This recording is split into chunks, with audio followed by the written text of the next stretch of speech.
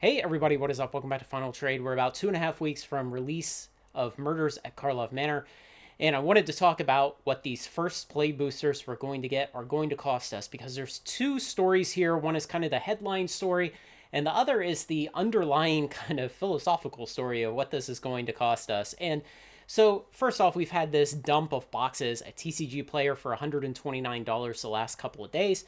That event has ended now, and prices have come up to this 143 that we see today. But if you look back in the sales data, you can see all these boxes for the couple days of that event that were sold at that 130 price point. If you look over on eBay, 135 from the big sellers is about the price that all of them are offering. And so beyond that kind of top line headline price of what are they right now, yeah, they're in the 130s. On Amazon they're 144 right now. But the underlying more philosophical thing to think about is, what is the wholesale price here? And the wholesale price of these boxes is low 120s. And I'm not trying to be cagey and hide the exact price or anything, but it varies from distributor to distributor, and it varies depending on your relationship with the distributor, how much product you buy, you get breaks, all that kind of stuff. But generally, low 120 is about the starting price. And by starting, I mean the highest price. And if you have a good relationship, you buy huge volume, etc., you get a lower price than that. But low 120s is about where these play boosters for a standard set are landing at distributors for their high price. Now, if we compare that to set boosters, so say you liked set boosters before this, what was the wholesale price of those? Low 100s. So play boosters are about $20 more at wholesale. And if you bought draft boxes instead of set boxes, well, it was about mid 90s is the wholesale price of draft boxes. So maybe $25, $27, $28 higher for play boosters than what draft boxes were.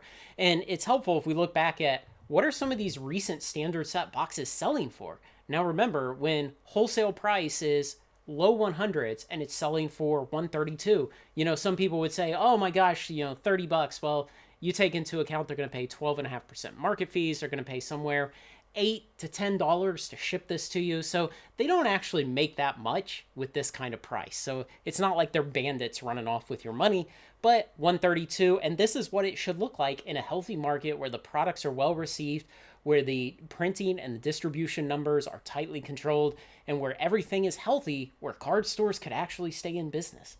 So 132. Now, if you think play boosters are $20 more per box at wholesale, so 150s you might see on a popular, well-received set that has tight printing and distribution.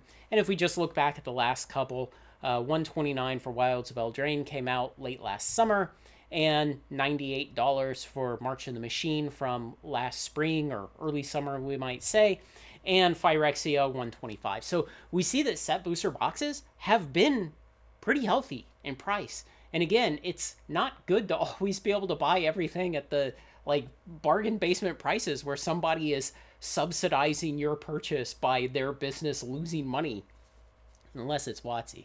But we need a market that functions, that has enough margin for sellers to stay in business. And these prices more recently on set boxes are indicative of either print numbers being reduced or distribution being more tightly controlled.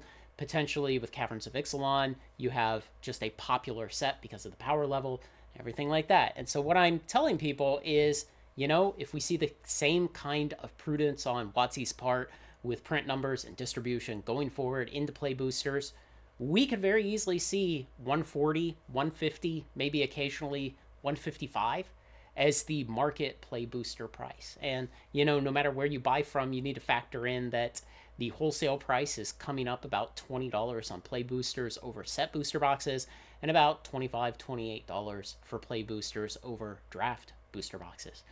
Keep that in mind. It's what you're going to have to pay going forward. They're kind of trying to engineer these boxes so you don't feel like you're getting fleeced. They have 36 packs instead of the 30 in a set box, and they can have potentially four or five mythics. Now, the 5 mythic pack is going to be super, super rare, but on average, they will have a lot more rares and mythics than a draft pack, and a little bit more than a set pack had. So they're trying to give you the best of everything and somehow still balance it for drafting. We'll see. But just keep in mind, prices are coming up. hopefully you feel like you're getting a good enough value for it. We'll find out as play boosters go forward. And for Murders at Karlov Manor, instead of just covering collector boosters in the pre-release period at release minus 14 and release minus 7 like I normally do, I'm also going to cover play boosters at least once before release day so we can take a look at how they're selling. It's going to be a little bit skewed because of that giant dump of boxes at 129, 130 on TCG Player, but we'll see anyway if we can take the giant leg up from the 2 days of that sale and just subtract it out and look at what it would have been without that to kind of relatively see how popular it is against the old set boosters. So hit subscribe, come along, we have real data. And thanks to everyone who makes this content possible, especially my generous supporters on Patreon. Like, comment, share, and subscribe, and join me on Final Trade.